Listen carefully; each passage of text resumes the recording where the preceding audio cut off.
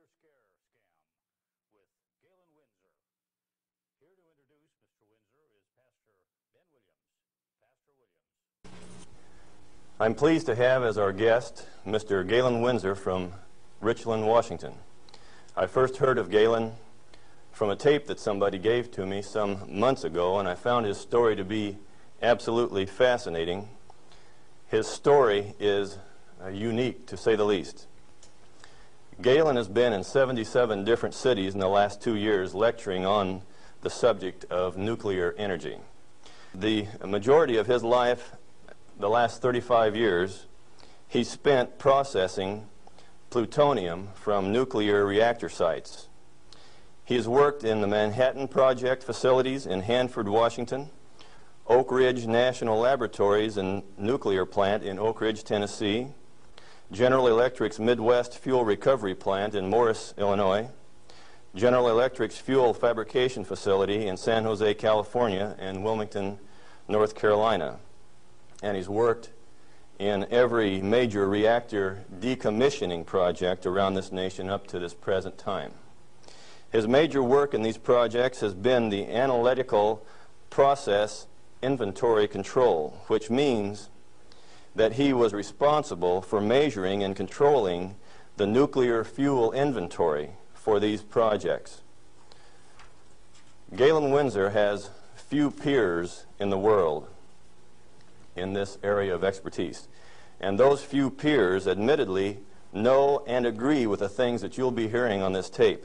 However, except for 2 or 3 of these experts, they've all chosen to remain silent for reasons which they only know, leaving this man then the burden of leading this lonely battle of exposing what we call the nuclear scare scam. He's without question one of the world's foremost authorities in nuclear radiation measurement, and he's recognized by members of the Atomic Energy Commissions of all the major nations of the free world. Mr. Galen Winsor.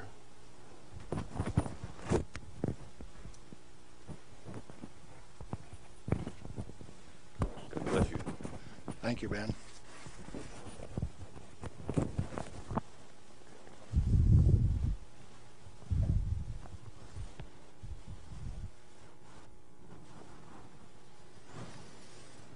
We've been considering today how best to approach this subject so that you would feel comfortable with where I am. And we thought it might be appropriate to start with how I got involved in this game. Now, in 1945, I was a Navy radioman out in the Pacific on a destroyer aimed for Japan. We had a one-way ticket. That's all you get, just one way. So as we were becoming proficient at our business of fighting war, the Manhattan Project caught up with us and did a job. Now, the weapon that was dropped on Hiroshima, Japan in August 6, 1945 was a U-235, fully enriched U-235 weapon, where the material was separated and purified in Oak Ridge, Tennessee. The one that was dropped August 9th on Nagasaki was a plutonium weapon made at Hanford. But to those of us out in the Pacific, it was quite interesting. It had a ticket on it that says, "You get to go home." I was impressed. Now, I was stuck out on Guam after the hostilities quit and was running a radio broadcast that communicated with 4,500 ships west of Pearl Harbor. Quite a few to listen to every dot and dash that I made. So I was used to having people listening to me. They couldn't see me, but they could sure hear me. I had all of the good messages that were to come to them. Fleet movements to Red Cross messages. They came along one day and says, "We'd like to have radiomen to go down to Eniwetok for the atomic bomb tests." Not me. No way. I want to go home. So they went through and they took every 3rd radioman to go to Eniwetok. I didn't go. They let me come home. But I wanted to go home. I had a driving need within me that says, hey, that big firecracker, I want to know how it works. I want to know everything about how it works. So, back to the ranch in Nevada where I grew up and stacked hay all summer, gained back the 40 pounds that I'd lost out there in the islands.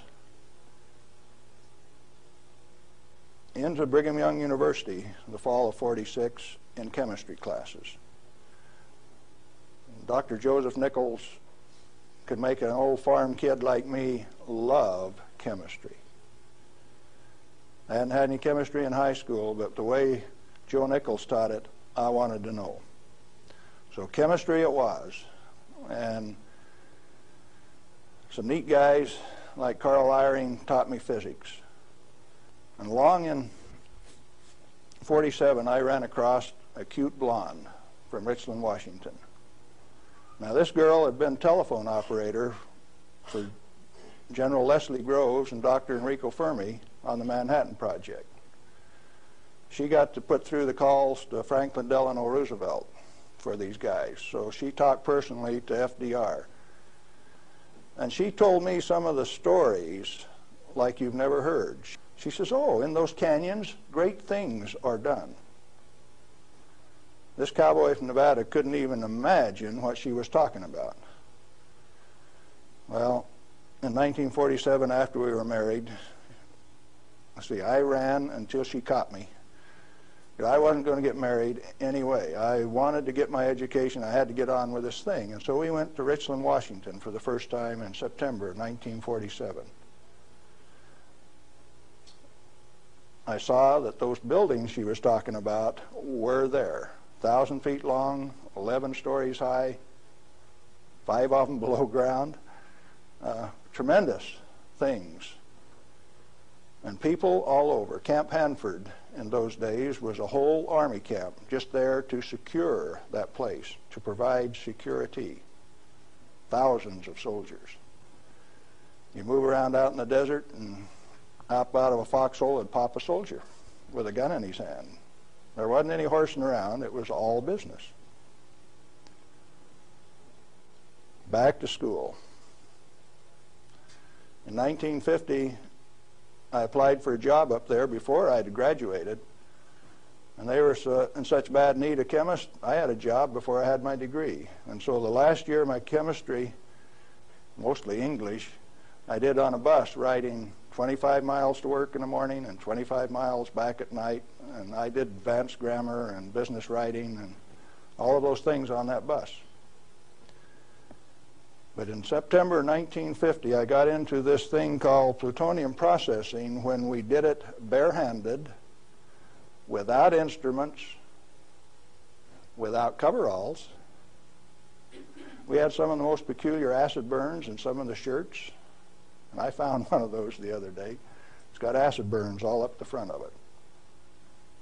Plutonium on it, too. Amazing. That was normal operation in those days. We ran those facilities, and we ran them so well that by 1965, we had separated enough plutonium when it only existed in the parent uranium matrix to a half of a single weight percent, 0.005 weight fraction of plutonium maximum in that fuel.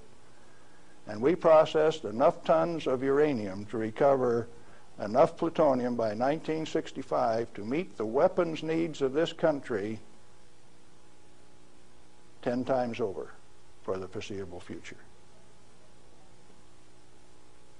Now we're talking about a massive amount of work. Hands-on, do it type thing. And there was a couple thousand of us, and we were just happy as could be, just working like mad, making those plants run 24 hours a day, 7 days a week, in a community that ran on shift work, ABCD shift. The whole community that way. A wartime community. People dedicated to doing a job, and we were doing it. And we did it well. No pretense. Oh, yes, there were. Out in the reactor began to sneak in people who wanted a radiation monitor behind every reactor operator. Why? We know how to make these things run. When we got a metal fuel element stuck and it fell down on the trampoline back of the reactor, we'd go in with our feet and kick it off into the pool, smoking, burning. If you didn't have an instrument, you didn't know it was too hot, so you just went in and kicked it. Finally, along came a rule maker that says, thou shalt not do that. You'll get burned. Oh, I didn't get burned when I did it last week. But you exceeded the limit. Well, where did this limit come from? Turns out that in 1934, the International Commission on Radiation Protection fabricated a limit for X-rays. It was no longer permissible to be burned by them, erythema, reddening of the skin. You now had to keep a limit called 0.2 of an hour per day. How much is that? Well, you've got to have one of these Beckman instruments to read it, and you have to keep time of exposure. You know, there are 4 requirements on this thing: the size of the source, therefore the strength of the source, the distance from the source, the time of exposure, and the intervening shielding to keep from getting burned. Oh, fine. We've been doing this thing for years now, and we've never been burned. Why have we got these rules? And they says, yours is not to ask questions, yours is to do and die. Don't you ask questions. If you do, you might disappear. Those who broke the rules didn't appear the next day. Military rule? Oh, yes. Absolute. What was your appeal? And people you were working with one day, when they weren't there the next day, you didn't go inquire why. You were just grateful you still had your work to do, and you kept right on doing it. Now, this is in the United States of America. Well, in 1960, we found out that the materials that we were working with, the thing that we called high-level waste, that if you waited 3 years, these million-gallon tanks that high-level waste went into boiled off 15,000 gallons of water a day. Fairly hot? Oh, yes. This material that if it ever broke a line would seal itself off in the ground within a foot, make its own glass. It wasn't going to go anyplace. We did that a time or two, accidentally, of course. And so we started packaging this cesium-137 in casks in railroad cars like that and shipping it to Oak Ridge, Tennessee. And they'd take it out and make it into a barium titanate and press it into a pellet, and those things were so hot that they actually glowed in the dark from the infrared heat. Now, thermoionic conversions came along at this time, so you hooked these little heat sources up to thermionic converters and you took electricity out this side. No moving parts. These things went into the SNAP program. And these early SNAP power generators are what powered the underwater transmitters for our nuclear navy. We've got a regular road map under the sea. All you got to do is have an instrument that knows how to find it, and then you've got eyes on a submarine. You didn't know that, did you? The power from it came from this material that they now call waste. We processed that stuff and packaged it outside at Hanford. Well, we had rules that said 3R per year is your allowable exposure, that amount of gamma energy that will expose a film pack. But that was for the people that didn't know. We weren't about to follow those rules. We just went ahead and did the job. They send around an investigation slip that says your dosimeter was overexposed 2 weeks ago. What did you do? And they had a cute little form on it that says accidentally exposed to light, and that was the one I always used to check. Because it's the same amount of light. You know, if you get gamma through the film pack, it's the same amount of light as you get when you click the lens on a camera. They wanted to limit us to that. And one day we looked up, and they had. They had limited us to that amount of exposure. Then the fun part of the game begins. You say, who limited us to that? Are they powerful? Yeah, they control the purse strings. They live by the golden rule. Them that's got the gold makes the rules. If you like your work, you keep the rules. If you don't keep the rules, you disappear. Sure enough, some of us disappeared. Some of my friends gone. Where'd they go? I don't know. Well, 2 years ago, I started traveling for American Opinion Speakers Bureau, and one of the documents that they had was Major Jordan's diary. A story of shipping the technology and the materiel that was developed at Hanford in 1944 directly to Russia on U.S. Air Force planes out through Great Falls, Montana, Fairbanks, Alaska, under the auspices of one Harry Hopkins, and with the at least tacit approval of Franklin Delano Roosevelt. Now what are you going to do? That thing that we had been doing and feeling so good about had been shared at no expense with Russia. You go back and you check the record and you find Russia did not develop their own nuclear atomic weapon until 1949, even when we supplied them the material and the knowledge. 4 years after we touched them off at Hiroshima and Nagasaki. We weren't happy with that. We were just happy doing our job. Well, in 1965, General Electric was ready to leave Hanford. I'd worked for General Electric for that 15 years, and they took me out to California, San Jose, and we had in mind to design and build this nuclear fuel reprocessing plant at Morris, Illinois. They told me they were going to build it at San Luis Obispo. That's how they got me away from Hanford. But that was just to get me away from Hanford.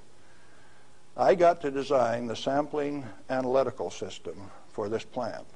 The sample cell was the hydraulic heart of this place. I got to dictate where they put the columns, how high the columns were in relation to my sample cell. One man standing in front of a lead glass window could sample any liquid stream in that whole plant. It took crews of men at Hanford to do the same thing. I wasn't happy with that, so I built an efficient system. I got to design that. I got to build it. Conceptual design, detailed design, build it, operationally test it. And in 1973, they says, forget it, friends, you don't get to run it. We had 170 tons, metric tons of spent fuel stored in the basin. And the then President of the United States, do you remember who it was? Jerry Ford. Says, friends, no way. You don't get to run it. That's when I started to kick over the traces. Up to that point of time, I thoroughly enjoyed my work. I had no limitations, practical limitations. I had all the money to spend. I was in charge of the design effort. I built it the way that I wanted to because it was technically correct. All I had to do was check with engineers and make sure that it was right. And all of a sudden I was told, you must reduce your limits of exposure by a factor of 10. I says, I won't do it. First thing you know, you got the word that says, oh, yes, you will. And I says, no way. Well, that's when the rebel, Galen Winsor, started to show up. And when I found out that by management conference I couldn't get to these guys, I figured out another way. Now in this plant is a beautiful pool. It's got a place to store spent fuel bundles till it won't stop. 660,000 gallons of water, demineralized, just as clear and pretty as it can be. Heated to 100 degrees Fahrenheit when the outside temperatures are minus 20, wind chill factors down to a minus 60, and I found out that I could swim in that rascal. You turn off the lights at night and it had a light blue Cherenkov effect. And this kid from Nevada that never could pass up a warm swimming hole used to go swimming in that pool.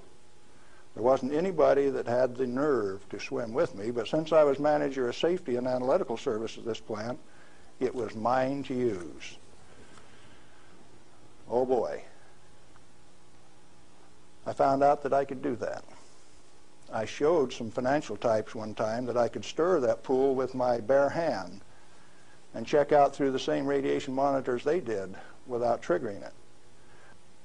GE didn't like it. I got a letter from him that says, "Thou shalt not tell financial types that you can swim in the pool, that you can stir it with your hand, because if they find that out, they will steal the inventory. They will know that the inventory can be stolen."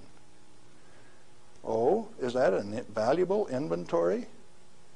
The same material that's labeled high-level waste by our current government, our current Congress. Now, plutonium is an interesting chemical element. It is created in a nuclear reactor. The Manhattan Project built 8 of these reactors at Hanford. The first one took 12 months from sagebrush to nuclear steam to build, and it had never been done in that size before. How could they do that? Why did they do it? To create this element called plutonium. Plutonium has been assessed as being the most hazardous material on Earth. Now, from the standpoint that you can make an atomic weapon out of it, yes, it is quite hazardous, because a piece of it that big, 2.5 kilograms, that's only 5 pounds, is the force that delivered 20,000 tons of TNT equivalent over Nagasaki. Indeed, it is hazardous. The one over Hiroshima that had fully enriched U-235 in it was 5 times as big. So plutonium is more dangerous than U-235, is it not? By a factor of 5. It takes 5 times as much U-235 as it does plutonium. Therefore, it is the most hazardous thing. Enter the great pretenders. They said that 5 grams of plutonium, properly distributed over the face of the Earth, would kill everybody on Earth. Now, if you can only get one 20-kiloton weapon to go on 2,500 grams, how's 5 grams going to kill everybody on Earth? Early on, I had a fear that said, if there is this much fissile material, that can undergo a chain reaction, we called it in the beginning, then if you set a match to it, all the fissile material in the world is just going to keep right on going. Totally unfounded fear. It turns out that when you're in this business of recovering plutonium, like we recovered so much of it at Hanford, we found out that if you have it in a solution where it's less than 5% plutonium, it won't go critical any way that you kick it. And when you get it to 100% plutonium, you better be careful. Because if you put it in more than a 5-inch diameter cylinder, you're playing with fire. You can undergo what is known as an uncontrolled criticality, accidental criticality. The air turns blue. If the cylinder is sealed, it will explode from steam pressure. And that steam pressure builds up in a millisecond, which is about that long. No, you don't horse with it. And then you find out that those 8-foot thick shielding walls on those canyons were put there because they didn't know how much was a critical mass. They says, if we make a mistake, we don't want to die, so we will provide the shielding. And so the shielding thing started for no other reason than they didn't know what was a critical mass. Well, through the years, we got pretty good at telling what a critical mass was. And I have worked in a plant where I had half a critical mass in this hand, barehanded, dressed in street clothes, half in this hand, wearing a lab coat, and I'd put this half in a pocket on this side and this half in a pocket on this side and walk down the hall. If those two ever got together, there would be a blue flash. They never got together because I was in between them. And we do that every day. And each half had to meet definite dimension characteristics. And so we'd take them down and pass them one half at a time, and they'd measure it and say, yeah, that one will pass. And then we'd pass them the other half, and that one will pass too. But they were carefully put in separate bird cages so they couldn't get together accidentally. Well, those of us who worked with it enjoyed it. We knew what we were doing. We worked at it. When the President of the United States decided not to operate that fuel reprocessing plant, I started scrambling to find out what was going on. Many things had been done in the name of health and safety. Don't get burned. You got to have a safety record. You have to be safer than anybody else. We were already safer than anybody in the whole world. Well, you can't afford to get burned with this. You've got to enforce the limits. You've got to keep it. And I says, hey, that's not what the ball game is at all. I'll bet you the ball game is something else. And in 1982, when the Congress passed the Nuclear Waste Policy Act of 1982, a guy by the name of Mo Udall, I don't know whether you people in Arizona have ever heard of him or not, authored that bill. It's called the High-Level Waste Disposal Act of 1982. The material he called waste is the reusable uranium fuel that I had been working on for 32 years. Needless to say, Mo Udall and I do not agree on whether that material is waste or not. The name of the game then is, who owns the plutonium and how much is it worth? The government says, bury it 3,000 feet deep in basalt, and we'll hold a contest among the states to see who gets to bury it. Oh? Why do you want to bury it? Did you ask the owners? Who is the owner of the plutonium? May I submit that it's most likely the nuclear power ratepayer. He is paid for the mining, the fabrication of the parent uranium, power generation, and is being charged in advance for its burial. If you're paying for it, to whom does it belong? How much is it worth? In inflated dollars, a ton of reusable uranium fuel contains useful metal isotopes worth upwards of $10 million a ton. Mo Udall says it's high-level waste. The value of reusable uranium fuel scheduled for permanent disposal probably exceeds the national debt. Naturally occurring plutonium quantities, and you know plutonium does occur naturally. Plutonium-244 is found at the residual activities of the several, 8 at least, Oklo phenomenon reactors across the world. First one found at Gabon, Africa.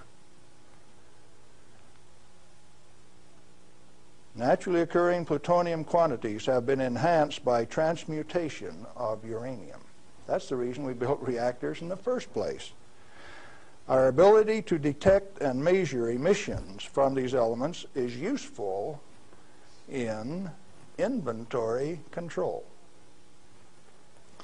When fissile elements, fissile isotopes, are present at less than 5 weight percent, plutonium-239 equivalent, and the heavy metal oxide matrix is stored dry in air, it has no critical mass. Remember, we talked about shielding was because they didn't know what a critical mass was? If it is light water reactor fuel at less than 5% equivalent fissile content, you can handle it, you can do anything you want with it, you can stack it up, you can have a room full, you can have a handful. As long as you keep it dry, it will not sustain a chain reaction. What then is all this falderall about a little bit, 5 grams, will kill everybody in the world? They don't know what they're talking about. And when they say that, they're thumbing their nose at measurement experts like Galen Winsor.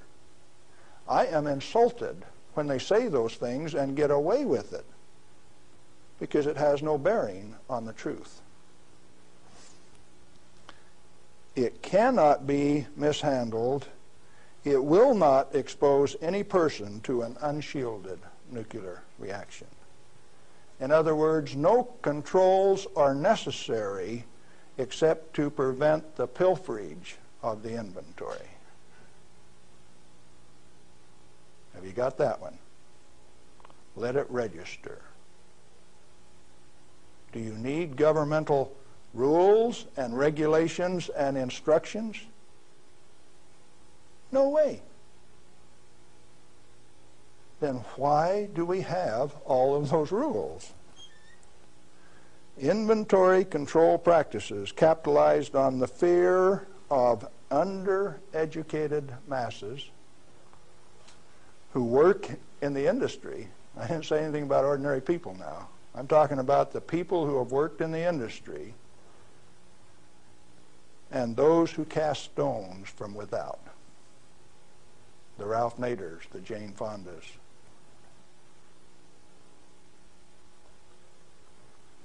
Now, it doesn't take you much thinking to find out that maybe the industry is the source of the problem. The industry is the one that made up the committees that made the rules that the Congress enforced. You ever thought of it that way? The strangest kind of feather bedding that's ever been dreamed up, it makes the railroad engineers look like pikers. The only amounts of fissile process materials that are of health concern to the handlers are those that can accidentally cause an unshielded nuclear chain reaction, or that will cause erythema from the shortest wavelength, highest frequency, and therefore the most easily shielded ultraviolet light emissions of the electromagnetic spectrum. Big words. Let's see what they mean. The emissions from uranium, plutonium, cesium, all of those things are only important if you assemble an amount that if you get this amount and this amount together, it can go critical. You can get a blue flash and therefore get burned. And that's happened 34 times in the business, and 8 men have died as a result of that. Accidental criticality. Documented in Los Alamos document 3611, if you want to check the source.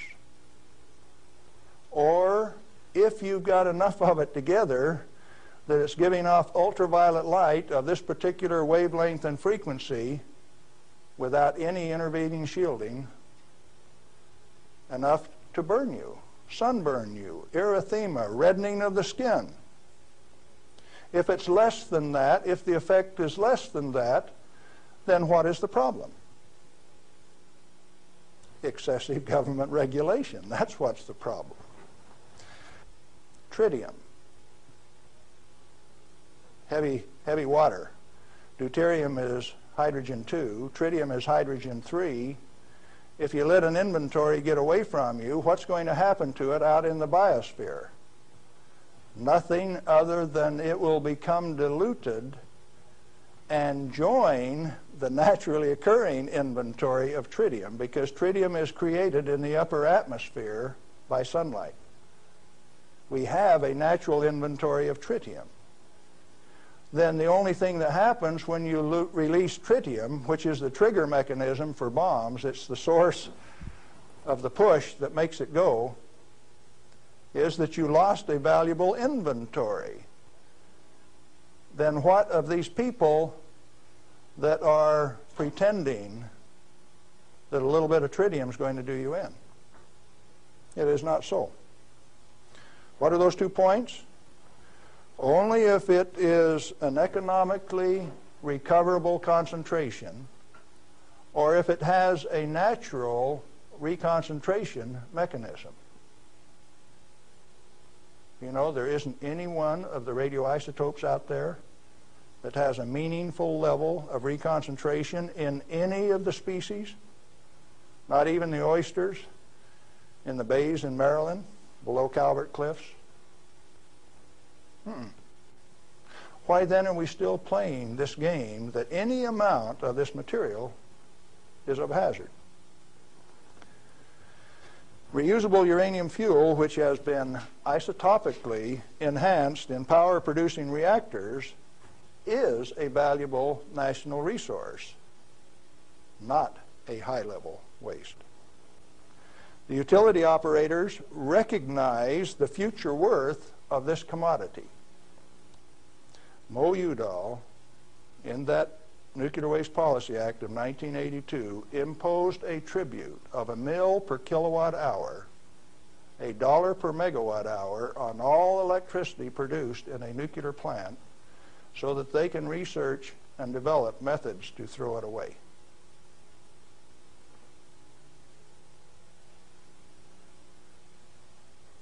Why do the utilities willingly pay this amount to the Secretary of Energy? To limit their liability exposure. Who pays that amount anyway? The consumer of nuclear generated power. You have no choice, and therefore I call it a tribute. At the same time, they have provided their own storage basins at these reactors at ratepayers' expense to retain ownership control of the plutonium resource. So you consumer, you ratepayer, you taxpayer, are paying for the storage of this fuel, and WNP2 at Hanford has storage that will take them through the turn of the century, and yet every day they are paying a tribute to the Secretary of Energy, with the concurrence of the United States Congress, and signed by the President of the United States in 1982, 83. Who was that? Ronald Reagan. They have provided those storage basins at ratepayer expense to retain ownership control of the plutonium resource. I started playing a game one day, 7 years ago. I says, okay, Portland General Electric, you've got the Trojan reactor, you've got a storage basin problem, I'm going to make you an offer. I made them an offer that says, I will take all of your spent fuel, FOB your basin, if you will give it to me. In other words, I will take it off your hands at no expense to you. I will ship it, I will store it, I will do everything that needs to be done to that fuel. And you know what they told me? Can I quote them? Go to hell, Galen Winsor. We value it more valuable than platinum or gold. We're going to play the plutonium futures ourselves. Now, where did I learn that the name of the game is who owns the plutonium and how much is it worth?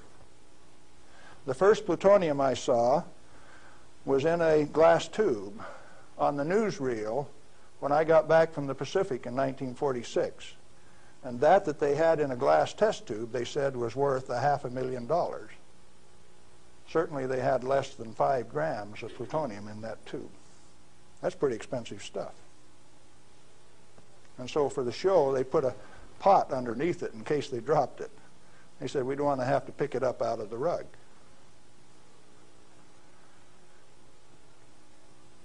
When it was decided for us not to operate this plant, plutonium was guaranteed on buyback by the federal government at $43 a gram. That's quite a price drop, don't you think? When that price guarantee went away in October of 1971, the price of plutonium became $10 a gram. It steadily went down to where its present worth on the market is a minus $2 a gram per year. That's what it costs you to hold on to a plutonium inventory on a material that has been declared worthless by the utility owners and rubber stamped by the Congress of the United States, and they're spending billions of dollars digging holes in ordinary rock so that they can throw it away, dispose of it. Okay, what are you going to do with it? Reusable uranium fuel may be properly stored in air-cooled, dry storage in a cost-effective manner. Nuchem in Germany offers this immediate and long-term option as a necessary and safe step prior to reprocessing. They're doing it in Europe. At least 4 regionally located facilities are available in the United States where this concept can be used right now. Barnwell Nuclear Fuel Plant in South Carolina, Midwest Fuel Recovery Plant in Morris, Illinois, this one, Nuclear Fuel Services in upstate New York, and Redox Processing Plant at Hanford, Washington. These fully shielded, already radioactively contaminated storage areas have secure, limited access. All have been operated under processing conditions of 10 CFR 50, and the MFRP has a 10 CFR 70 storage license, the only licensed storage facility away from a reactor in the United States. It singly, all by itself, is capable of storing all of the reusable uranium fuel that needs to be moved away from power reactors for the remainder of this century. We had that storage designed in 1975. Had the approval of the design. Why then are you spending money over here in New Mexico on the waste isolation project? Why are you spending money at Hanford at the basalt waste isolation project? Why are you spending money at Beatty, Nevada for storage when I can already store it in this building that's already built? I just named you 3 others that can do the job all by themselves too, and I know where there's 14 more buildings that can do it. What are we going to do? Redox and other excess facilities at Hanford are capable of dry storing all commercial REF until plutonium recycle, at least through 5% enrichment, is reestablished, or until the 22nd century, whichever comes first. RUF can be cost-effectively stored in existing facilities. Where does Mo Udall came off then, saying that you cannot use this plant for its intended purpose unless it is owned by the United States government. He has said that. The waste isolation projects are politically mandated wasting of national energy and construction resources. Plutonium proliferation by diversion of stored reusable uranium fuel is of minor importance compared to global availability of fully enriched uranium by laser isotopic separation. Let me explain that last thing that I said. Jimmy Carter said you can't ship plutonium to India, but in the same paragraph said you may ship them fully enriched uranium. Oh, Jimmy Carter, that peanut brain, what did he just say? He says that when the Israelis took out the reactor in Iraq, they had fully enriched uranium from France, and they says those rascals, those Iraqis, are going to take that fully enriched uranium, put it in that reactor, irradiate it to plutonium, and therefore have to recover the plutonium in a plant like this, and we stopped them when the fully enriched uranium makes a better weapon than the plutonium in the first place. Now, when the President of the United States says things like that, and when the press gives it credibility, I get insulted. And right after I get insulted, I get angry. And I've been angry for quite a while now. And finally, one day, I said, my own personal security is not important. I think I'll go tell this tale. All I want is to tell my story. The commodity that I communicate is called truth. And so then I ask you a question, a very brief, pointed question. Who owns the plutonium, and how much is it worth? And then I'm going to attach on to that a question I want you to think about till we talk again.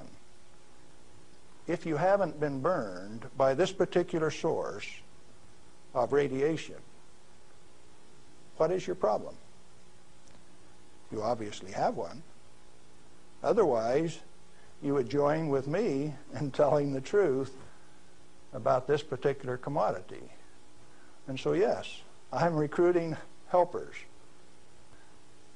What happened to the guys who taught me the business? Thousands of them. The hands-on business. Where are they? They're still there. Why don't they talk? Who are the they that say this is the way the business is going to be run, whether it makes sense or not? Brings you the nuclear scare scam with Galen Winsor. We're back with Galen Winsor, and we're talking about the nuclear scare scam.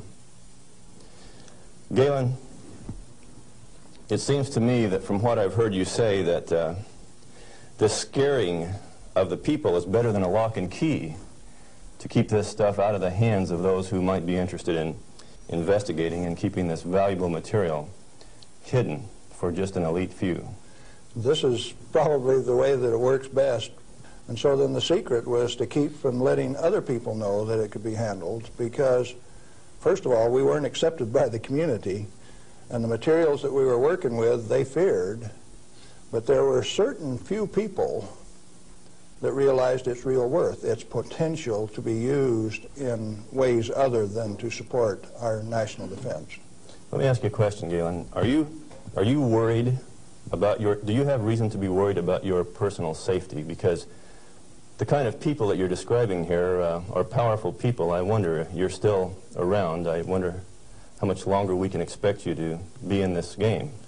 Well, on the 13th of December last year, the NRC, Nuclear Regulatory Commission, Region 5, turned out a federal SWAT team to get me on a federal warrant issued by Bob Thomas out of Walnut Creek, California.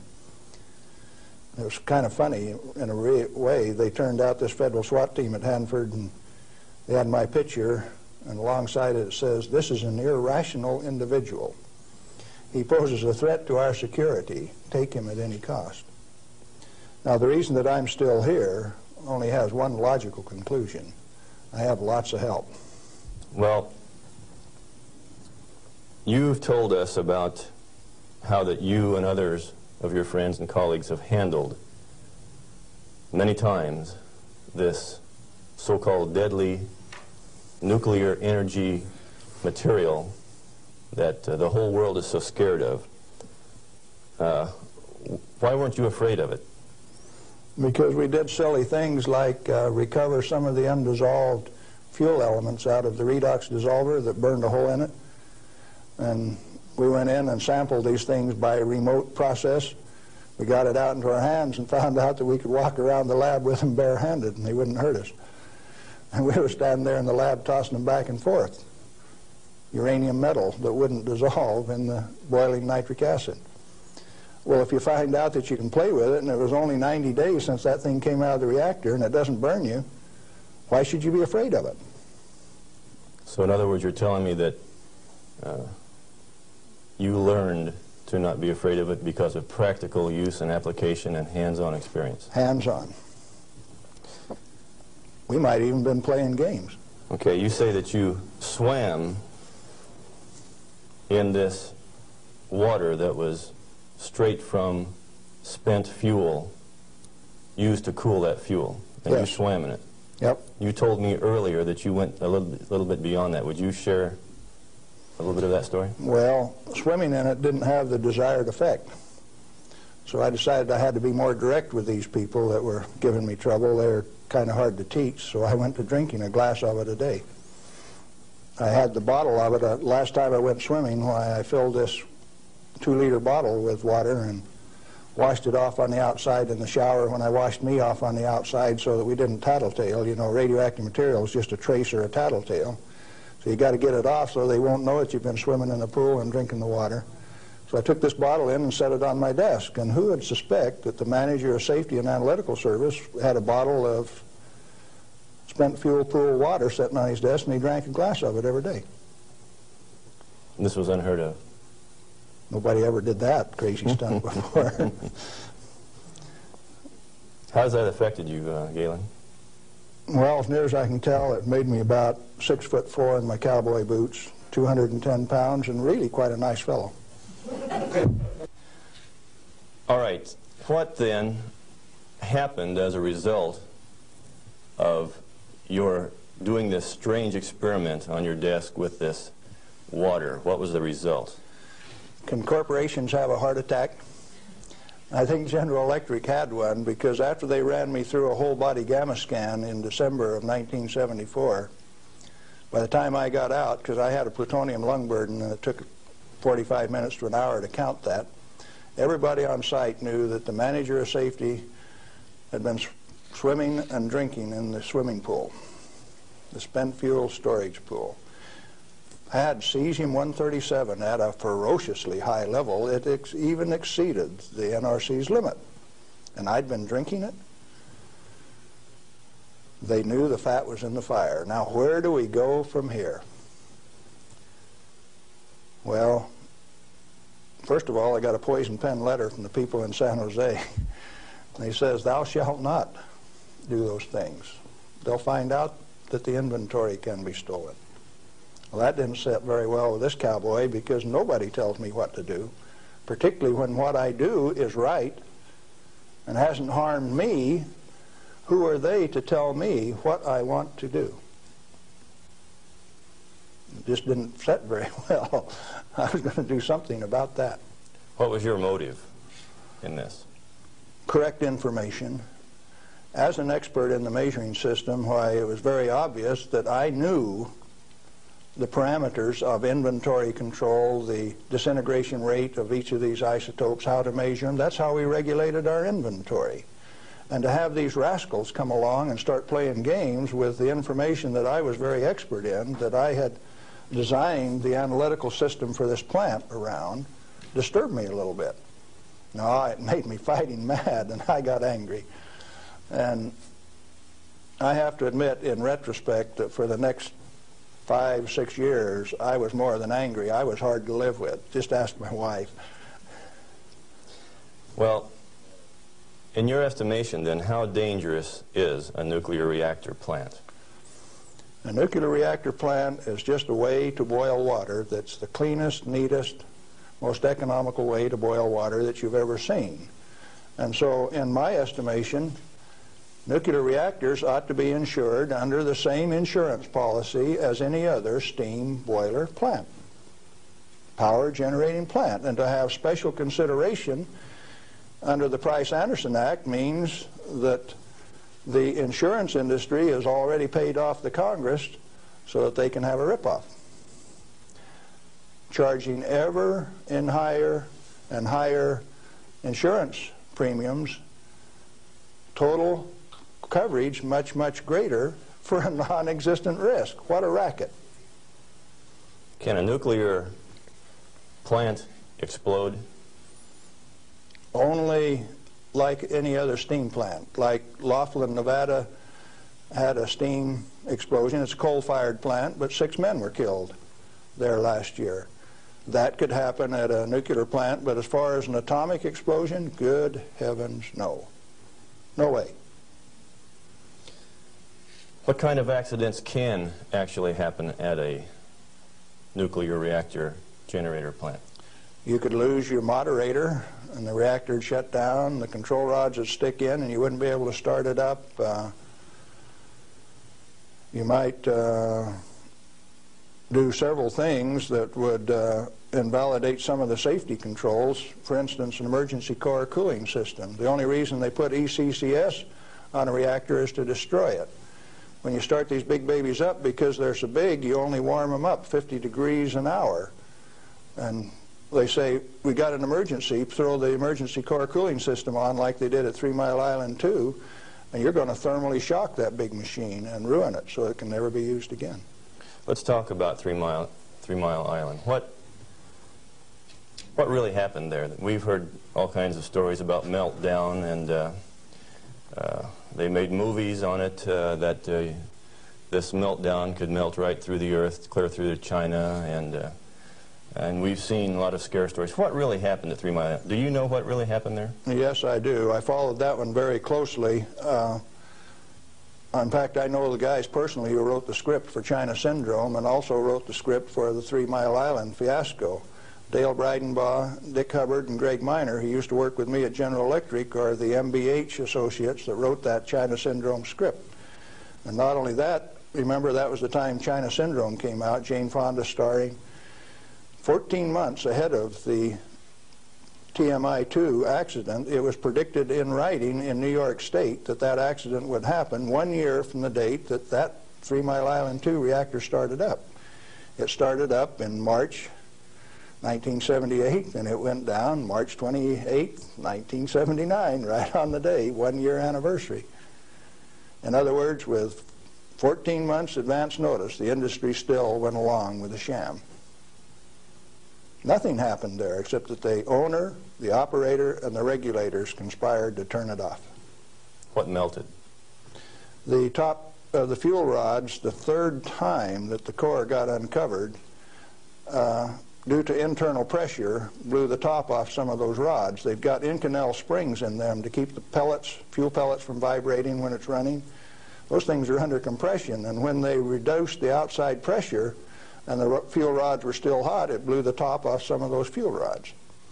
The fuel rods in TMI-2 are internally pressurized to about 1200 psi with helium gas so that they don't reverse dent when they're hot and running for 5 years. And when they drop the outside pressure, why, that internal pressure with those hot rods blew the side out of some of those rods at the top. But melting, the fuel is already an oxide ceramic. It is a pellet. It's been pressed into a ceramic. When you pick it up and feel it, it feels like metal. It's pressed so very, very tight, hard.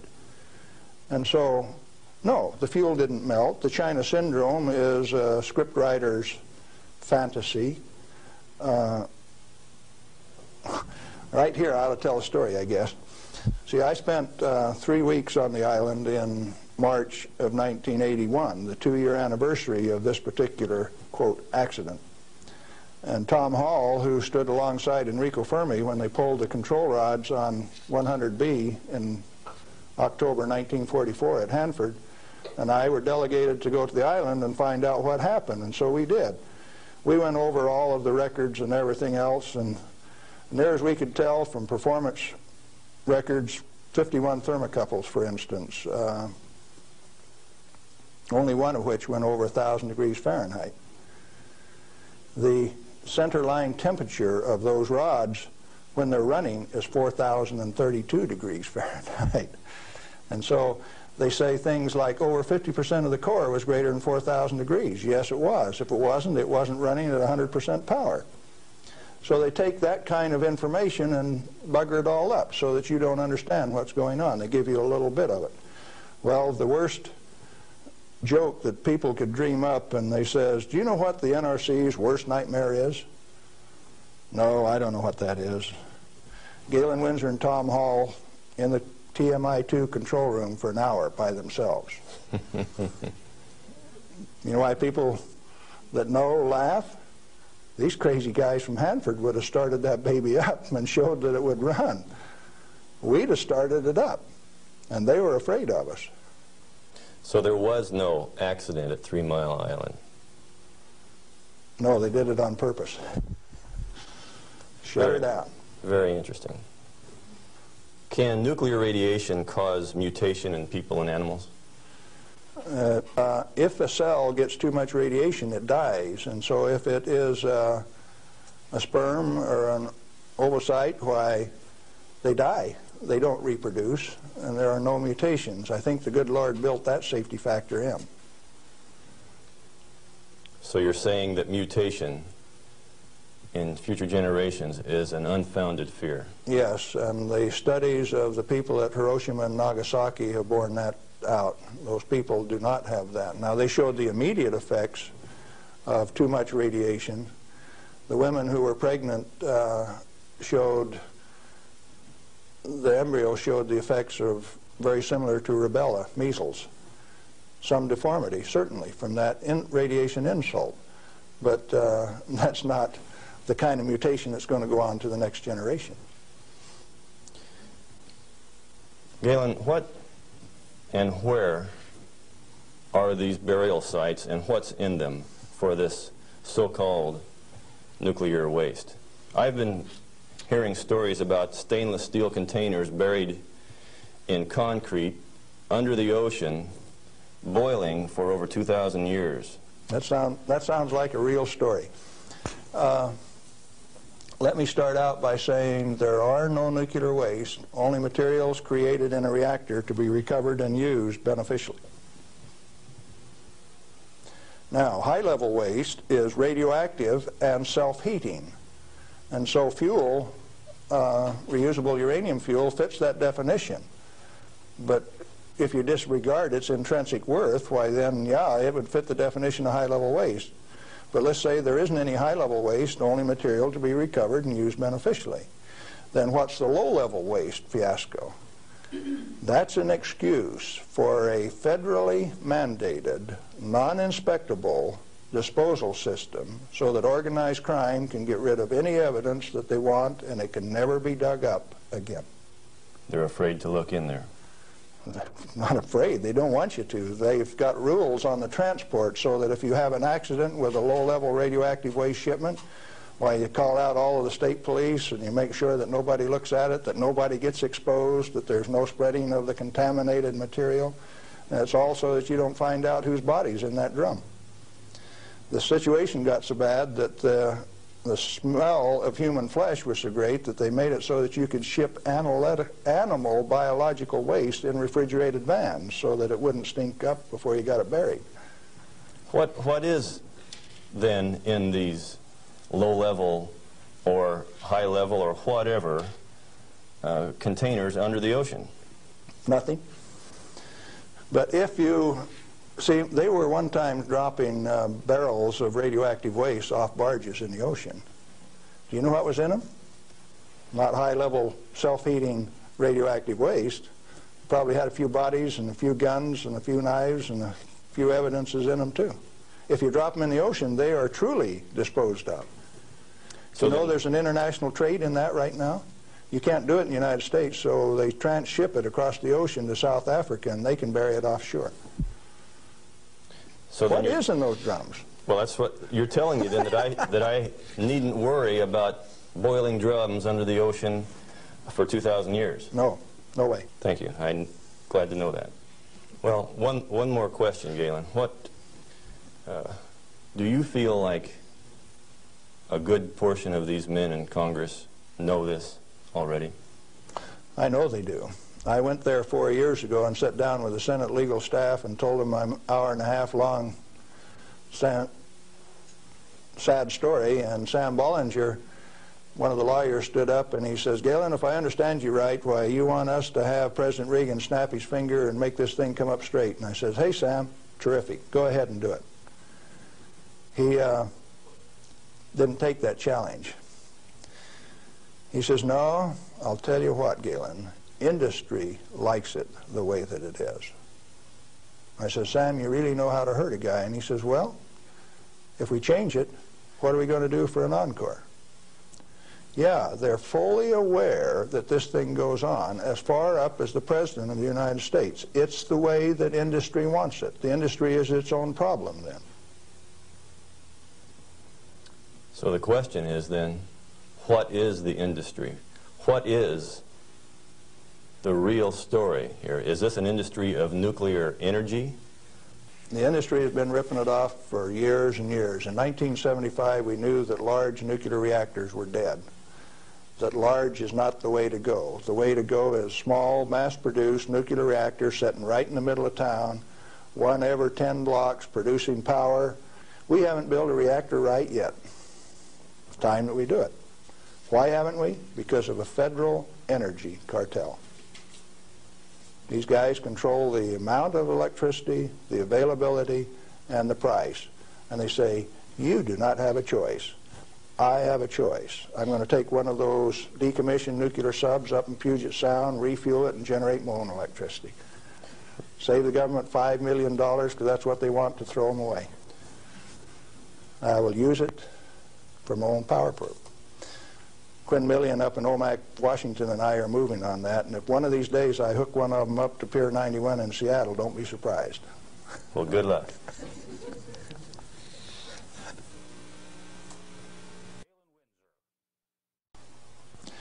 I'm Galen Winsor, and I thought I'd share a few hands-on practical things that have to do with this nuclear scare scam. Now, you've heard that gamma energy, the kind of energy that comes off a rock like this, is the most penetrating, most damaging of all radiation. And not only that, here is uranium, the parent of radon, and they say if you can measure, detect radon in a home, then it's bad. If you exceed the EPA's limit, it's reason to run you out of your home. Spend $13,000 like they did with Stanley Watrous' house in Pennsylvania the other day to get rid of the radon, to ventilate it out through. Ridiculous. Let's take them one at a time. This is a rock that I picked up in Natarita, Colorado. 16 weight percent uranium. High-grade uranium. Hot. I read a thing the other day that says they had high-grade uranium, and lo and behold, it's too hot to transport, so they had to bury it on site. Oh, wonderful. Let's talk a little bit about radiation. If we can, yeah, are we picking up? If you put the probe right there, the meter goes off scale, and you can hear it, all right? Hot. Radiation, gamma radiation, is the most penetrating of all radiation. Oh, is it? All it's got between the rock and the probe is my hand. Doesn't count so pretty much, does it? What if I put the rock behind me?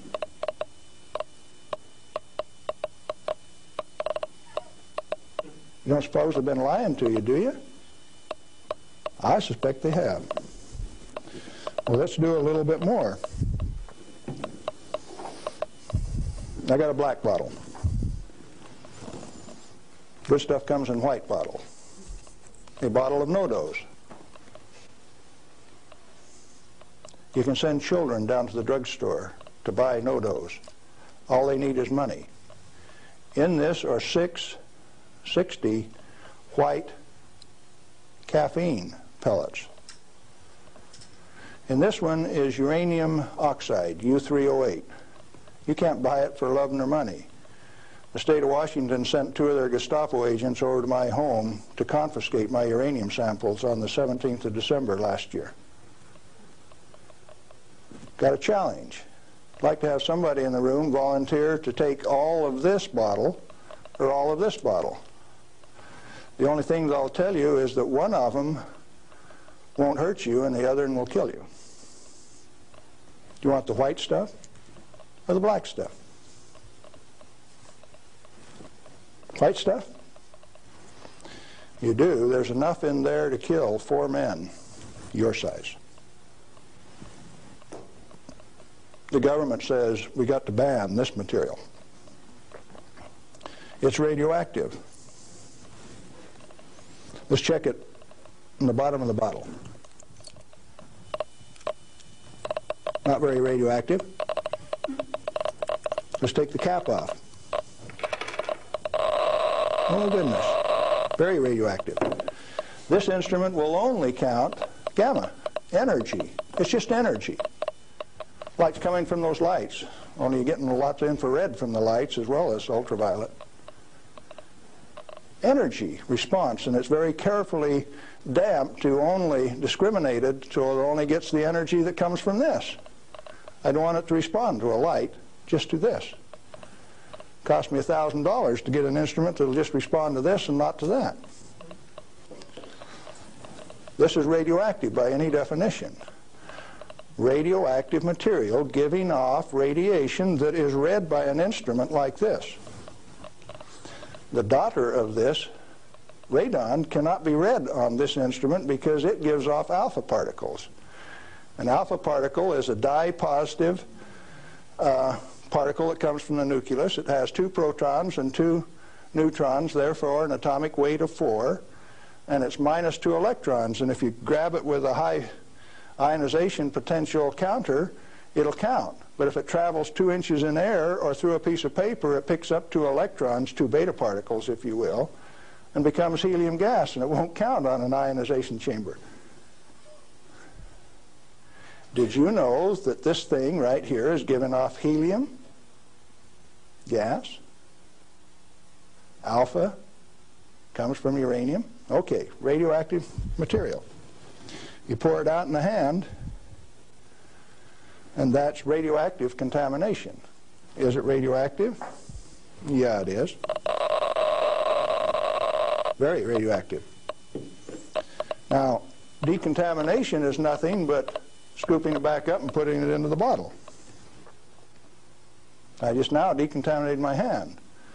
No, I didn't do such a good job. Not good at all. Is it still radioactive? Yeah, that's called residual radioactivity. Now, under the decontamination rules of the government, when you decontaminate somebody like this that's that contaminated, and this is certainly a reportable incident under current DOE regulations, when you decontaminate him, it has to go down a controlled drain so that you don't disperse radioactivity. Do I qualify as a controlled drain?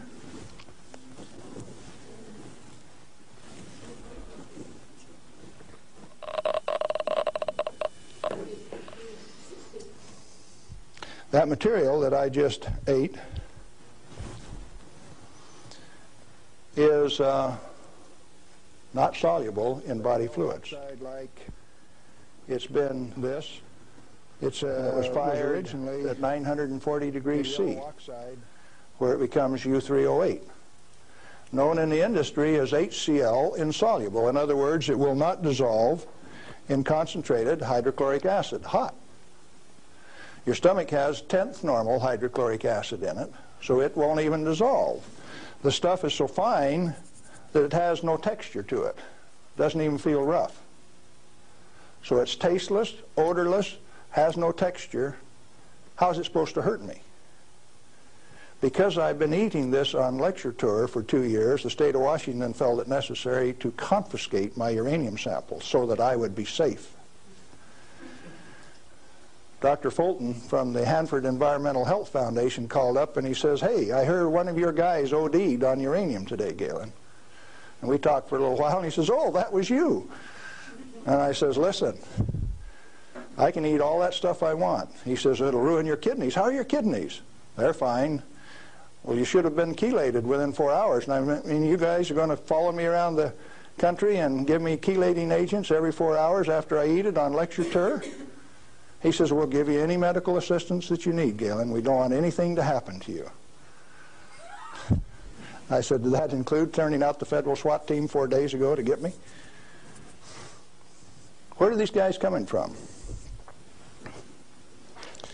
Well, here's a piece of metal. Density of 19.0. If you know your chemistry and physics, you know that there are only two metals that have that density: plutonium and uranium. Radioactive, pyrophoric, density of 19. Outside of a laboratory, most of you can't tell me whether this is uranium, plutonium, or a mixture of the two. Now, I said that it's heavy, and it is. Let's see if it's radioactive. Yeah, it is. Pyrophoric, what does that mean? Pyro, fire. Black on the end. The spark that just came off there is pyro, fire, burn. If it's plutonium, I just contaminated this area of Arizona in excess of the EPA's limit for 1 square mile of surface.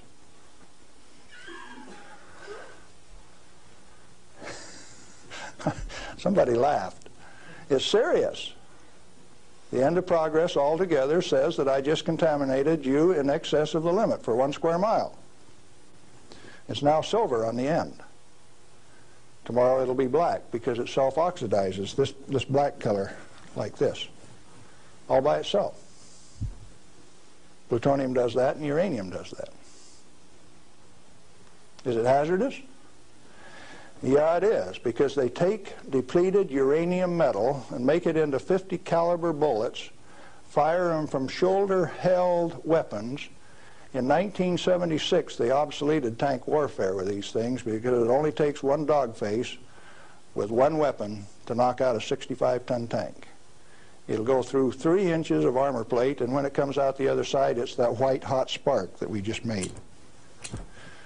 And the 5 men in that tank are dead, because it'll burn all of the oxygen out of the air and burn their flesh.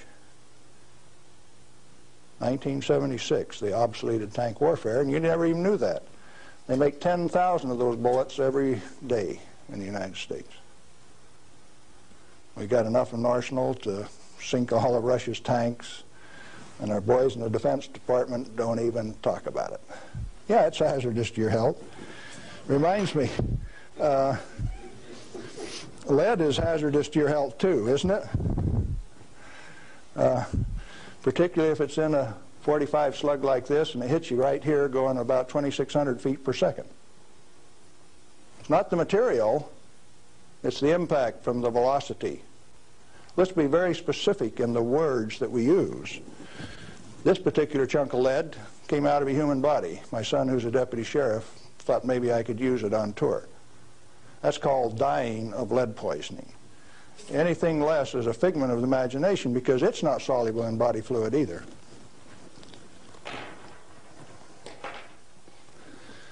This is a pellet of cobalt-59. If you put it in a reactor into a neutron field, you can convert cobalt-59 to cobalt-60, which gives off a gamma. It becomes the source that doctors use to irradiate patients to 7,000 Roentgen for one patient. The total dose absorbed by radiation workers at 3 Mile Island in the last 6 years is something like 1,500 Roentgen.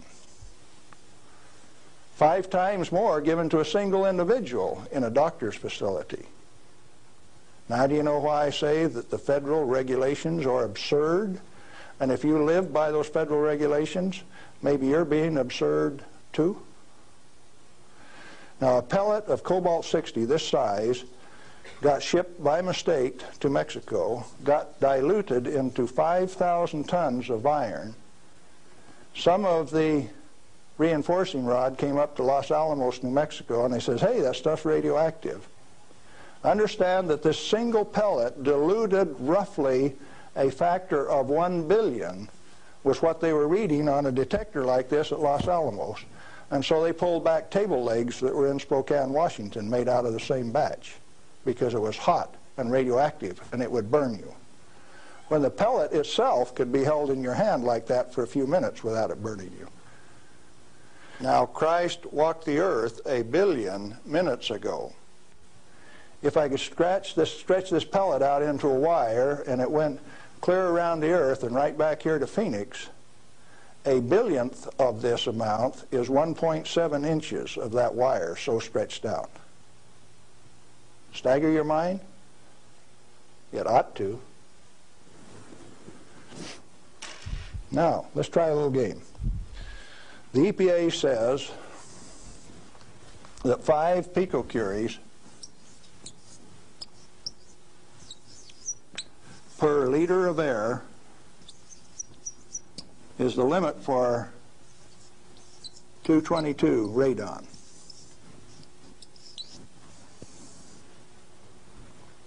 And they handle that like it's a real number. Madame Curie says that 1 gram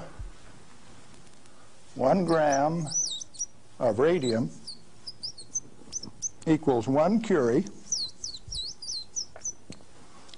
equals 2.22 times 10 to the 12th disintegrations per minute, and that's the basic definition of radioactivity. How many disintegrations is this? Should we find out?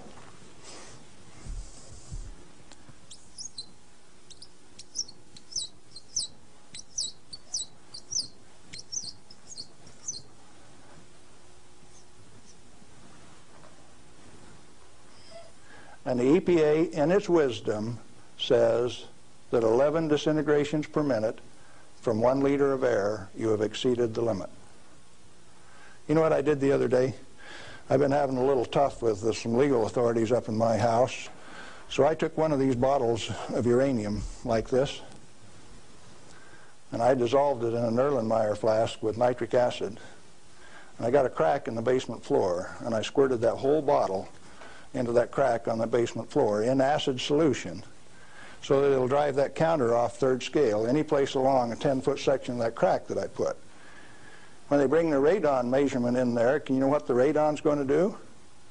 It's going to go off scale in their measurement. It won't go that high. If Watrous' house with 17 times this limit in it was caused to spend $13,000 and give it national TV coverage, press coverage, think what Galen Winsor's house is like. I went to the trouble to notify my congressman about it. Mike Lawrence, the manager of the Department of Energy in the Pacific Northwest, my state representative, Ray Isaacson, and a few other astute people, including the banker and the lawyers and the appeal court. What are they going to do with that? I set them up on that last Thursday, and I come down to Phoenix, so I escaped the falderall. What I'm saying to you is that the federal regulations are absurd. The congressman that put them into place ought to be fired. They ought to be sent home. The regulators, what do you do with them? Quit paying them. The taxpayer, the electorate, elects those people to go out and do a job. Why do you continue to pay them when they're teaching you baloney? When they're putting in regulations that don't make any sense? Cut it out. Quit paying them, fire them, send them home. The term I grew up with says can them. Is it easy? Apparently not. You haven't got the job done. The majority of the Congress is irresponsible, amoral, atheistic, irresponsible. Let's see, how many more adjectives can I drum up? But that many. Let me tell you. We as the people sent a bunch of rascals out to the energy store with a signed blank check. And we say, hey fellows, if you run out of money, just go build us a good power plant. If you run out of money, come back and we'll give you another signed blank check and guarantee the payment out of the ratepayer's pocket. Tennessee Valley Authority has the most nuclear reactors of any outfit in the place. Not one of them has produced any power since last August. Browns Ferry 1, 2, and 3 in Mississippi hasn't produced any power since last March. And they don't plan on producing any power at Browns Ferry until mid-year in '86. At $1 million a day in lost power revenue per plant, and held off in the name of health and safety? Now tell me we didn't send rascals out to the energy marketplace with a signed blank check. They're still getting paid. Those reactors are all fully fueled, fully staffed, and just sitting there. Who's getting taken? The ratepayer. You're still paying more and more for your electricity all of the time. Now, Bonneville Power Administration says that 57% availability is okay for a nuclear reactor. Maine Yankee is often run at 103% availability, which means it's running over nameplate rating. Enough days out of the year that its average availability is 100%. Bonneville Power Administration of the Department of Energy says that 57% availability is okay. That means that you can let those things set down 43% of the year, and that's judged as an acceptable performance on the part of the government. There's an obvious answer. Get the government out of the energy regulating business. Turn those plants over to people who will run them efficiently 100% of the time. When we put in zero-release containment, we started playing games. About the time that we proved that a nuclear reactor has no measurable impact upon the environment, that's when they bottled them up, put catalytic recombiners on them. Some of the reactors in Texas were designed not to breathe for 8 years at great expense. Why? When you bottle up a reactor like TMI-2 does, then you get radiolytic hydrogen, and indeed they had a radiolytic hydrogen burn at TMI-2. And they moan and they groan about that, and all they had to do was open up the windows and let the breezes blow through. You don't need containment on them. I'm going up to Colorado this weekend to meet with the Uranium Producers Association. And they're upset because the government is dumping uranium on the market and raising the price of the commodity that they get their bread and butter from. But what they're totally unaware of is that the Grand Junction Operation Office is going to issue a contract so that the new operator has a $25 million budget over the next 5 years, 80% of which will be spent for remedial action. Where you take this material, dig it up, if you find it counts on a Geiger counter, you can have them come in and change out the whole front yard of your house, give you a new front yard, new foundation under your house at government expense. If you don't do it, they'll take you down to the courthouse, blacklist your property, so that you have to remove the radioactivity at your own expense before it can be sold. Now, do you know what I did when I took that uranium solution and poured it into the crack in my house? I set up the United States government, and that episode is about to be played. Did I do it on purpose? Yeah, I did, just like I used to dive into that swimming pool and drink that cesium-contaminated water. I found out that it doesn't hurt me. You need to find out that it doesn't hurt me, or you. In fact, the only reason for the existence of these big transcontinent distribution lines would be if they could compete with a small mass-produced reactor sitting in your backyard. Why don't they want you to? Because they are the federal energy cartel. They like to set the price, the total availability, and whether you can hook onto it, and if you don't pay your bill, cut you off. That's called power, domain, and control. And they like that. They do not want you to be energy independent. If you had one of these sitting in every 10-block area in Phoenix, you could tell the rest of the world to go get lost. Oh, there's another use for that heat. You could heat your homes in the wintertime, or you could cool them in the summertime with it. heating, ventilation, air conditioning, they call it, HVAC. In countries where it freezes, you could run that hot water out and chase the frost away in the spring and in the fall. And they found out that plants grow faster in warm water anyway, so you'd irrigate with it all summer. So cooling towers are called wasting towers. They throw over 50% of the heat away. The other morning, coming out of Tri-Cities, WNP2 was putting its 700 megawatt electric up through the clouds, 870 they were running at. And the clouds were laying all over the ground, and there was a little ice cream cone right out there, and I said, there's WNP2. It snows 5 inches every night out of WNP2, and the rest of us don't get any. Where'd the water come from? That's cooling the heat from the condenser cooler. You should have a business right out there, an oil cracking plant, something taking that heat and using it, like they built at Midland, Michigan 10 years ago and they've never used. And so Dow Chemical is suing the utility because they never produced the steam for their chemical plant right alongside it. We got troubles in this country. I'm telling you what the problem is. Doing something about it, responsibility is yours.